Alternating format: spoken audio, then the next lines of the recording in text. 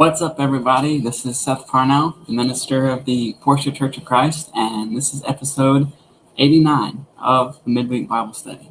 Almost into those 90s. We've been getting up there in our episodes, but it's good to have you here. Hope things are going well for you, and hope you're doing okay.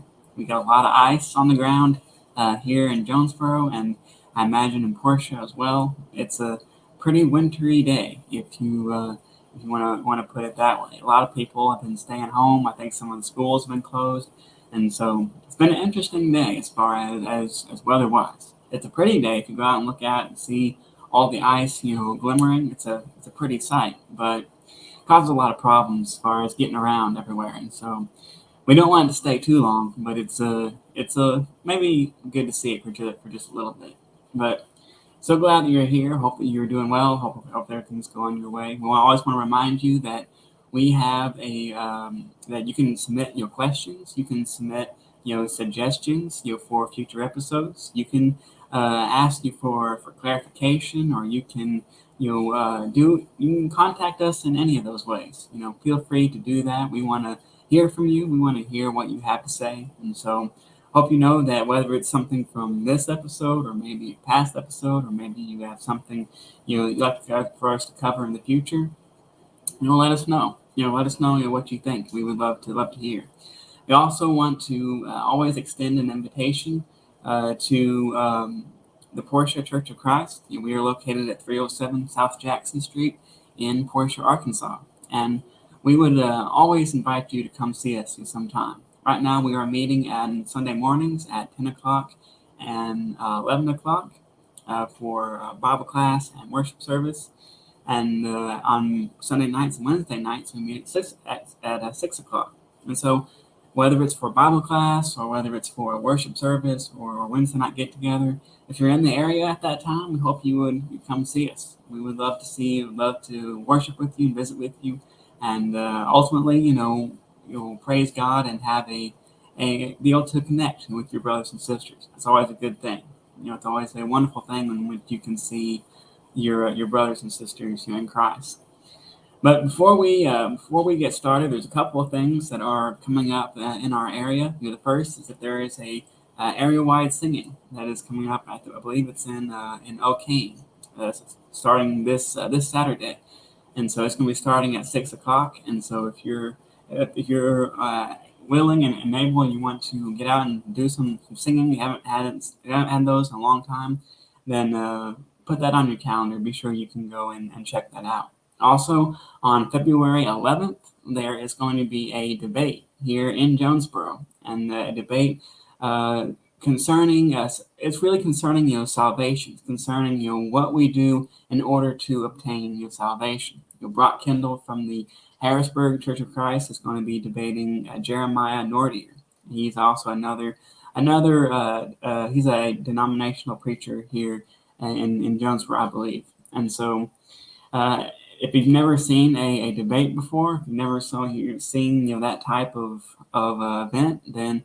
I would encourage you to check it out. It'd be something. I think it's going to be something to watch, and a great opportunity to learn from as well. And so February 11th, it starts at 6 o'clock at I can't remember the name of the place where it is, but it's over in the. I'll post the flyer for it in the comments after the episode, so you can take a look at that, and if that's something that you can make. That's February 11th.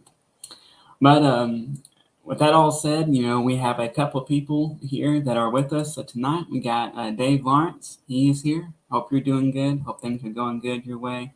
And we've got the Dunlaps as well. Hope you guys are doing good. Hope you're not iced in too much, but hope everything is going your way. Appreciate always you guys being here.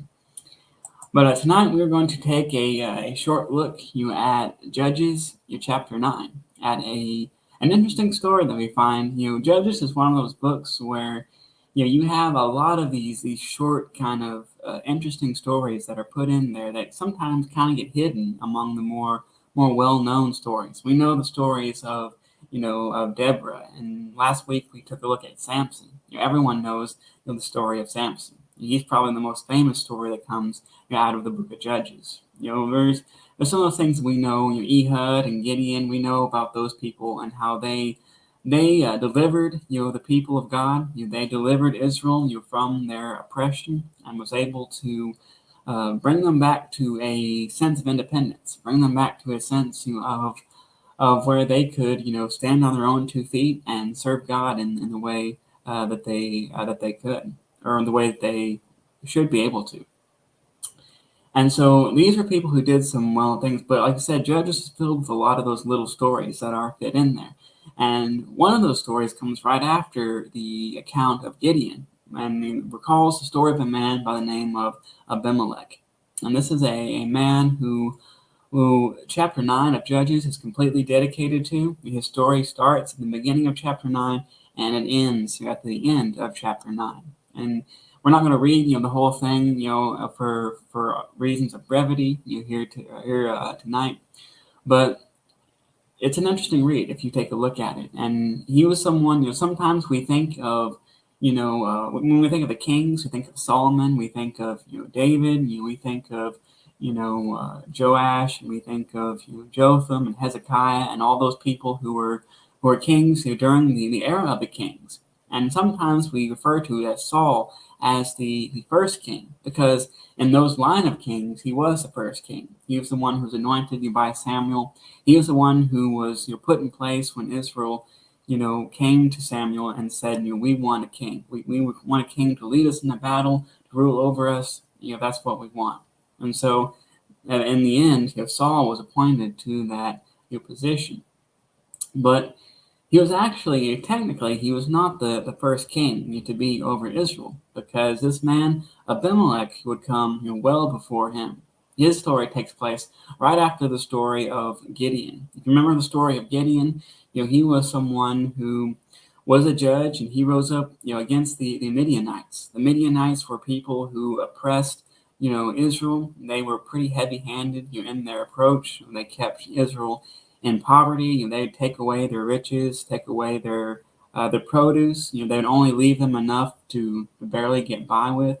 And so it wasn't a good situation. But if you remember Gideon, he was someone who he at a young age he tore down the altars that were around his family's place and around his hometown. He's someone who often promoted, looking to God, and he was, recruited, by God, to perform this role of being a judge. And he gathers this, large group of men, and they're ready to go fight, the Midianites, but God says, this is not going to work. This is too many men, and so through a series of tests, or a series of tests and trials, he ends up, reducing, the amount of people that Gideon has. Usually when you want to win a battle, you want to get as many people as you can. You want to get as large a force as you can. But here God is reducing, Gideon's force. And he keeps on doing it until they're down to only 300. Only 300 people against, this massive, army that the Midianites had. But in the end, because God was behind it, it was enough. And God, he leads Gideon not only to a victory over the Midianites on that day, but all throughout the chapters, preceding that, they chase down, these generals, they chase down these commanders, and they end up being, victorious over them, and being someone who delivered Israel in a big way, from this oppression. But Gideon had about 70 sons, out of during his time. He was we don't know how many daughters he had, but we know that he had 70 sons, and one of these sons was this man by the name of Abimelech. And we know that Gideon was someone who was very faithful to God. He was very strong in his relationship with God. But at the end of his story, we read an unfortunate fact that he was someone who eventually kind of fell back into idolatry. He was someone who ended up taking some people with him as well. He would end up kind of encouraging an idolatrous pursuit of Israel, and that was one of the big flaws that he had. A lot of the Bible characters that we read, they often have big, they have big things that are known for, but sometimes they have big flaws as well. And this was Gideon's.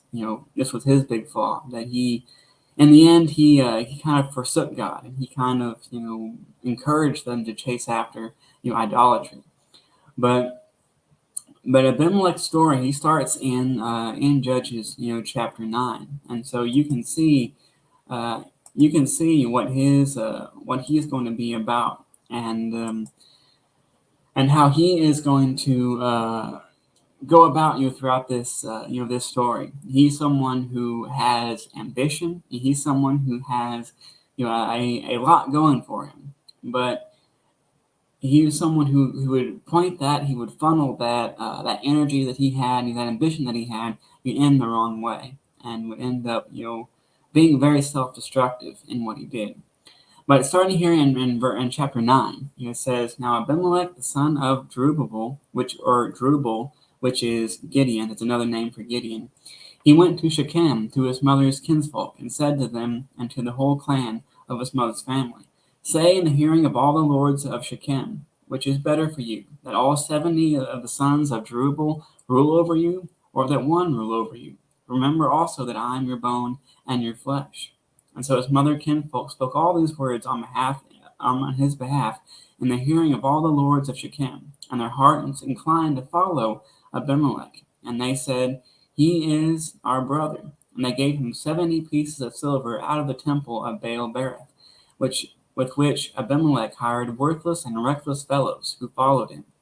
And he went into his father's house at Orpha, and killed his brothers, the son of Jerubbaal, 70 men on one stone. But Jotham, the youngest son of Jerubbaal, survived, for he hid himself. Then all the lords of Shechem and all Beth Millo came together, and they went and made Abimelech king by the oak of the pillar at Shechem. And so we see here, Abimelech was made king, for one of the first times we read about a king, of Israel. But he was the son of Gideon, and he was someone who hatched this conspiracy, hatched this plot in order to rise, to power. He went to all the important people. He went to all the lords, of that were all the you might say the commanders and all the lords of the land, and he told them. He said, "Would it be better if 70 people ruled over you, or just one? Would it be better for you? Would you fare better if just one person was in charge, or are you going to go through the process of 70 people telling you what to do?" And in the end, they sided with him. They said, "What you say is good. We will follow you." And so, one of the things that a person has to do back in this time, when they want to become king, when they want to become solidify their power, is they have to eliminate any rivals. They have to eliminate any people that could lay a claim to the throne, or lay a claim that contrasted theirs. They have to eliminate any opponents. And this is the first thing that Abimelech does. Even before he is crowned king, he hatched this plan to kill almost his entire family. Gideon has already passed on, and so it comes down to his sons. And so when he goes to these people, they end up giving him what it says about 70 pieces of silver, which comes from a pagan temple. It says Baal-berith, that is a pagan temple. It wasn't something that was built to worship God, but it was an idolatrous temple. And they take this, and he ends up hiring mercenaries. He hires these people who would lean out their swords to others. It calls them worthless and reckless men. These weren't people with honor or people with a good reputation, but these were pretty bad people. He hires them, and they go and he kills almost all of his brothers. He says that they bring them to a stone, and most likely they would behead them. And so that's he goes through this process of killing all of his brothers, pretty similar to what Absalom would do. If you remember the story of Absalom and the story of David, he would do this as well and kill most of his brothers, eliminating, like you said, conflicting, claims to the throne. And so he's following this same process. And so, but he ends up missing one, the youngest son by the name of Jotham. He was young enough to be able to hide and not be noticed. And so he was skipped over, in this process. And so they go to Beth Milo, and there they make Abimelech king. They made him king by the oak at the pillar of Shechem. And so it looks like his plan has worked. It looks like his ambition to be rule over Israel has gone through. And he in the next verses he goes through this parable of the trees, and where he talks about trees. He talks about this parable of trees, trying to decide who is going to rule over them. He goes through the olive tree and the fig tree, and he goes through one more, I believe, before he gets to the bramble. And in the end, the bramble is what ends up ruling over these trees. And because it was something that didn't have anything beforehand, so it was going to come and to lead the rest. But it makes this agreement. It says, if you are wanting me to rule over you in good faith, then I will do it. But if this is a trick, or if this is something that is not in good faith, then, as he says here in verse 15, it says, "And the bramble said to the trees, if in good faith you are anointing me king over you, then come and take refuge in my shade. But if not, let fire come out of the bramble and devour the cedars of Lebanon." They're basically saying, if this is in bad faith, then let destruction rain on you, let destruction follow you, because you are at fault. You're here.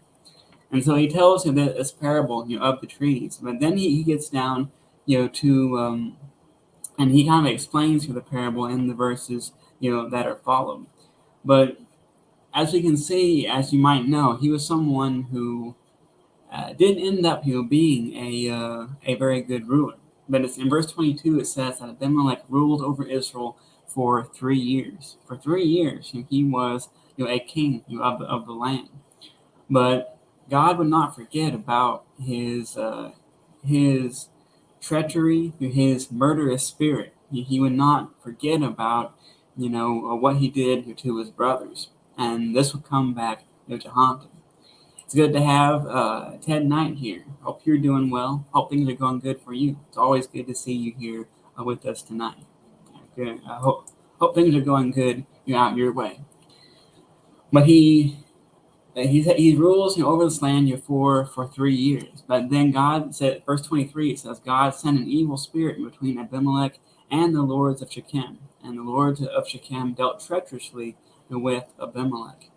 You see, he thought he had gotten away with this. He thought he had gotten, through with this crime, this rise to power, this power grab. He thought he had gotten away with it. But in the end, one person who hadn't forgot about what he did, was God. And God would end up taking steps to ensure Abimelech's downfall. Which brings a lesson for us, and as we'll see later on, Abimelech is someone who, like we said, he thought he got away with everything, but in the end, he's going to fall, and he's going to fall hard. He's going to fall in a pretty traumatic way, especially for a person of that time. As Christians, as people who live under the New Testament, we understand that we'll have to answer for everything that we have done. We'll have to answer for the actions that we have taken, for the things that we have chosen to do in this life. Time is a blessing. The time we've been given by God on this earth is a blessing, and what we do with that is important. And so if we're someone who thinks that if we're someone who does something, for instance, such as Abimelech has done here, and killing his brothers and murdering, his family, that's an extreme case. Most of us aren't going to be guilty of that, but there are other things that we could do that are apart from the will of God. We can do things that in the end, we may think that we have gotten away with. We may think that we have, gotten, without consequence. But in the end, we always have to answer for what we have done. And you know, Jesus, and Paul, they talk about the coming of a judgment, the coming of a time in which Jesus will judge those who follow him, and he will judge what they have done. And to some he will say, "Well done, good and faithful servant," and to others he will say, "Depart from me, I never knew you." We always have to remind ourselves. We always have to be someone who is conscious of the fact that we have to answer for everything that we do. The God is someone who you cannot hide from. You cannot be someone who conceals things from God. You take a look at the story of Jonah. Jonah was someone who thought he could run away from God. He thought he could get away from God and everything. He went to the ends of the earth, but in the end, God caught up with him, and God made him answer for what he did. And there's no escaping our God, because he is someone who is omnipresent. He is omniscient. He is all powerful. He is someone who, those are some of the attributes of who God is. And so sometimes that we have to, even it comes to the fact of other people as well. You think of all those unsolved crimes out there, all those crimes which people have committed, these assaults and these murders and these thefts. Will those people have to answer for what they did one day?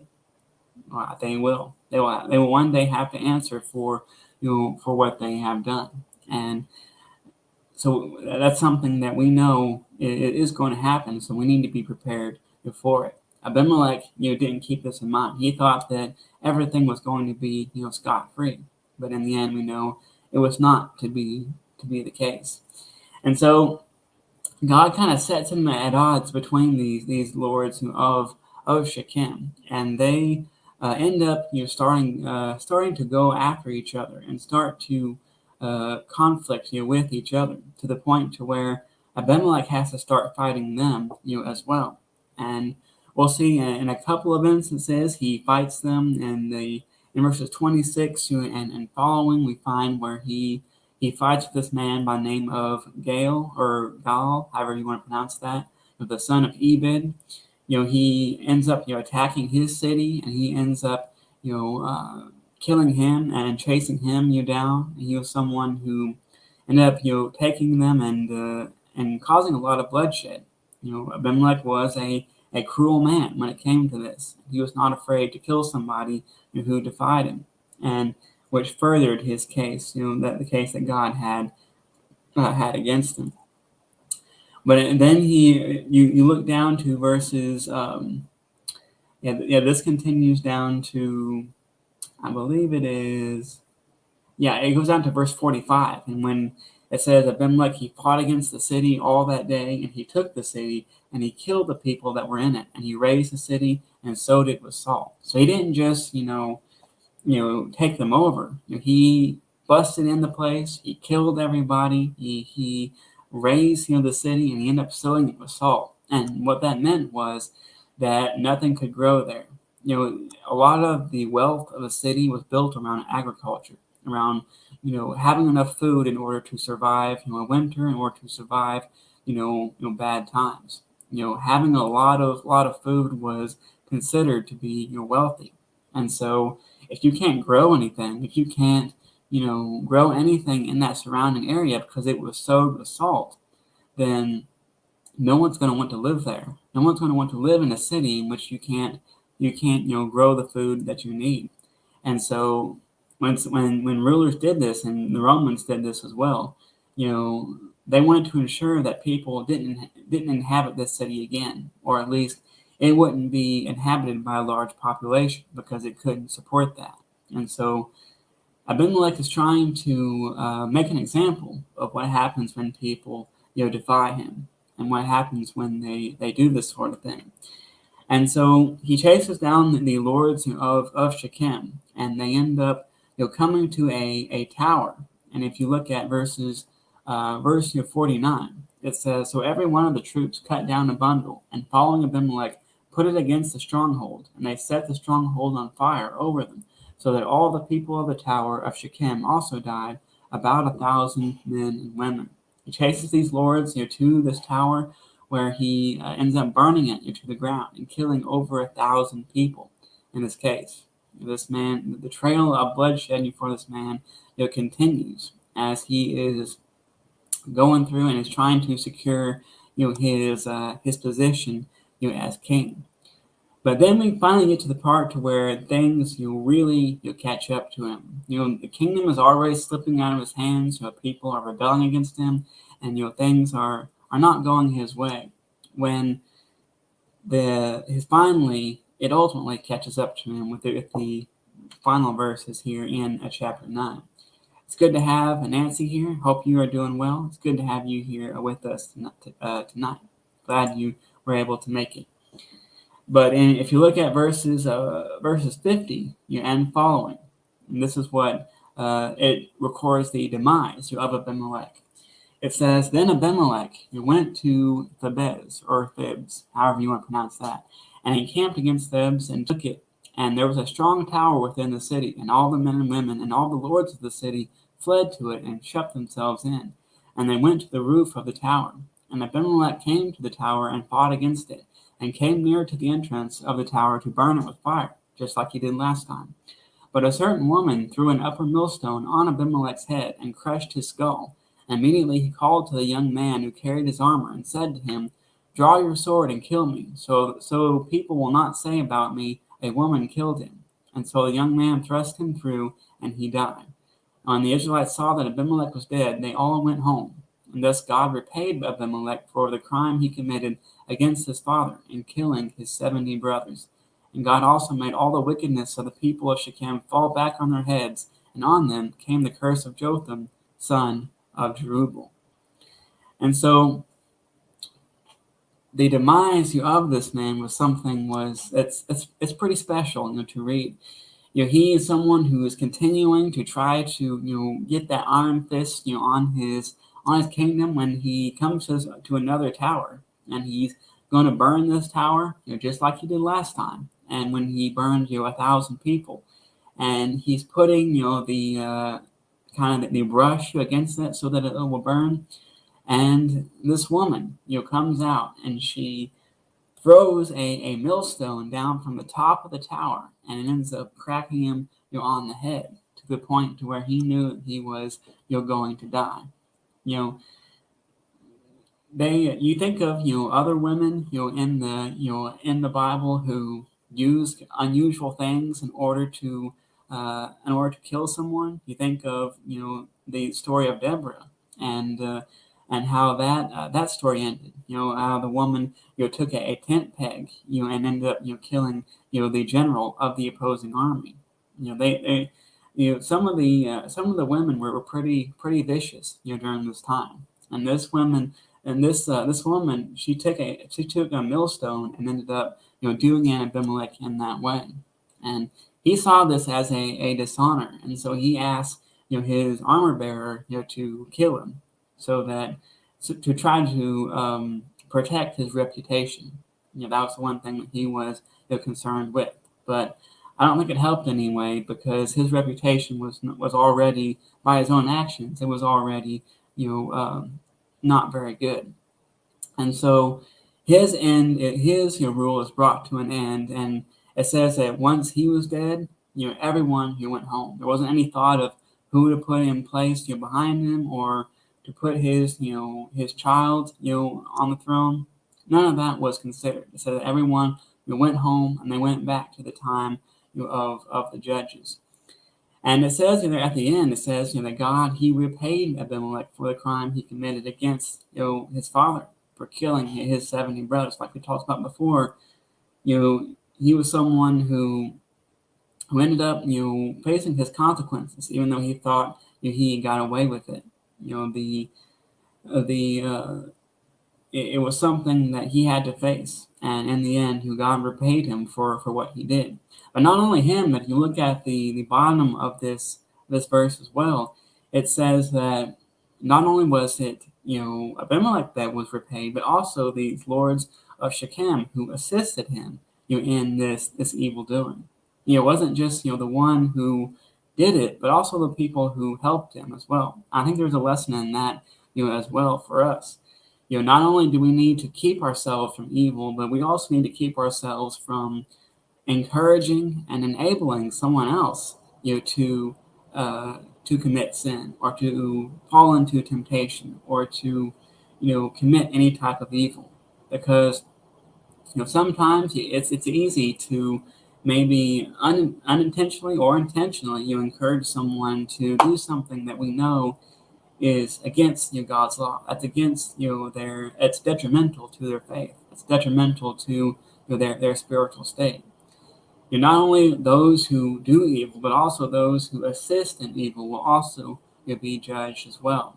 And so we need to be mindful of that as people as well. And so we see that this man, his priorities, were just like a lot of people. He could have been a great man. He could have been someone who was a spectacular, person who was a champion of Israel and someone who done the will of God in big ways. But instead, he let his ambition and his pride get a hold of him to where he tried to seize power for himself. He used his talents and his abilities in order to seek after this evil purpose. We have to ask ourselves a question sometimes. What is my purpose? What am I working towards? What am I seeking to do with what I have? Am I using what I have for the glory of God, or am I using what I have in order to enrich myself or in order to gain power for myself? Is that how I'm using what God has given me? We know that all good things should come from God. All the blessings that God gives us is sometimes it's hard to fathom how He treats His children, but we have a responsibility to use what He has given us in good ways, in ways that reflect Him and glorify Him. But sometimes we're not so good at that. Sometimes we use what we have to, like I said, for selfish reasons, in order to be ambitious and try to gain things for ourselves. When there's a much better way in order to live life. There's a much better way in order to spend the time that we have here on this earth, and that is preparing for what lies beyond, preparing for that eternal time in which we will be judged for what we have done. And so we know that there's a lot of self-sacrifice sometimes that is involved in being a Christian, but it's the most rewarding life that a person can live. It's the most rewarding life that a person can have. When we see the promises that we have been given by God. And so it's always it's a good thing to ask yourself, what am I using what God has given me for? It's only you can answer that. Nobody can answer that for you. But I think it's a question we need to ask ourselves more, in this day and time. But this is the story of Abimelech. This is the story of one of the first kings of Israel and his short reign and how he rose to power. Now he fell from power, and because he was someone who was not concerned about God, but he was only concerned about himself. And in the end, his crimes caught up to him, and he died at the hands of a woman who was obviously a pretty good shot. If she could hit somebody from the top of a tower, she was a pretty good shot, and he ended up paying for his crimes. But so I encourage you to, if you want to study this more, I encourage you to go back and read Judges chapter 9 and read it all the way through so you can get the full story. It's a good story to read, and hopefully that's something that can benefit you. Hopefully it's something that you can learn from. I find it interesting, at least, taking a look at those interesting little stories that we find in the Old Testament. But that's going to be all for us, tonight. We're going to sign off here, and so we hope that you are that this is something that was good for you. And as we always say, if you're someone who needs needs clarification, or if you have any questions about what we studied tonight, then please feel free to get in contact with us. We'd love to hear from you, and we'd love to interact with you if you have any of those to send their way. But until then, we'll be back here next Thursday night for another episode 90 of the Midweek Bible Study. And so hopefully you can join us then, and we will have a good study that night. And so hope you can go out and be the light of the world, and we'll see you next time.